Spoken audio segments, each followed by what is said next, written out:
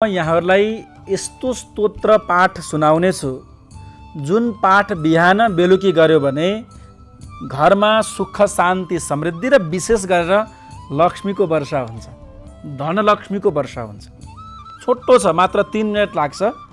बिहान 3 मिनट, बेलुकी 3 मिनट मात्रै यो पाठ सुन्यो भने, सक्यो भने आफै पाठ गर्ने, नभए सुन्ने मात्र गर्यो भने पनि लक्ष्मीको विशेष कृपा हुन्छ र घरमा बिजनेसमा, व्यापारमा, हरेक क्षेत्रमा सफलता प्राप्त हुन्छ।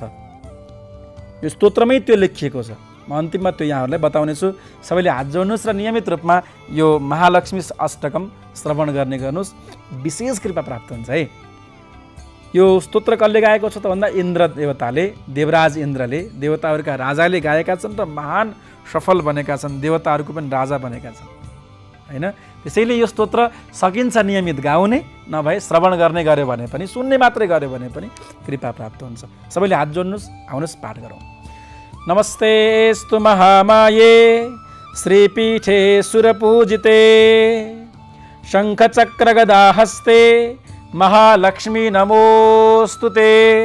नमस्ते गरुडारूढे कोलासुरभयङ्करी सर्वपापहरे देवी महालक्ष्मी नमोस्तुते। सर्वज्ञे सर्ववरदे सर्वदुष्टभयङ्करी सर्वदुःखहरे देवी महालक्ष्मी नमोस्तुते। सिद्धिबुद्धिप्रदे देवी भुक्तिमुक्तिप्रदायिनी मन्त्रपूते सदा देवी महालक्ष्मी नमोस्तुते। आद्यन्तरहिते देवी आदिशक्तिमहेश्वरी योगजे योगसम्भूते महालक्ष्मी नमोस्तुते।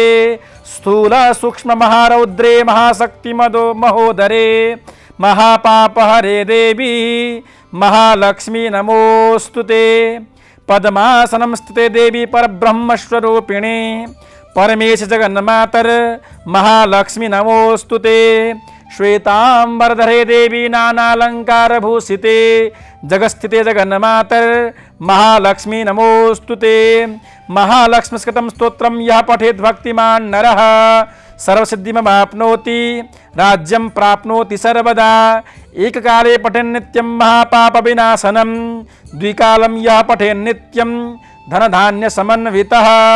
त्रिकालं यः पठेन् नित्यं महाशत्रुविनाशनं महालक्ष्मीर्भवेन् नित्यं प्रसन्ना वरदा शुभा। बोल लक्ष्मी माता को जय। इन्द्रकृतं महालक्ष्मीस्कृतं स्तोत्रं सम्पूर्णम्। यति सानो स्तोत्र हेर्नुहोस् त, बिहान बेलुकी सुन्नुहोस्। घरमा 2-3 महिनामै प्रभाव सुरु हुन्छ है। 1-2 दिन सुनेर मात्रै त भएन, कमसेकम 2-3 महिना लगातार सुन्यो भने प्रभाव सुरु हुन्छ। नियमित सुन्नुहोस्, मात्र 2-3 मिनटको छ। त यहाँहरू सबैको घरमा खूब लक्ष्मी कृपा होस्, लक्ष्मीको बास होस्, वैभव आओस्, सुख शान्ति समृद्धि आओस्। यस्तो भगवती मातासँग प्रार्थना गर्दछु। जय श्री राधे।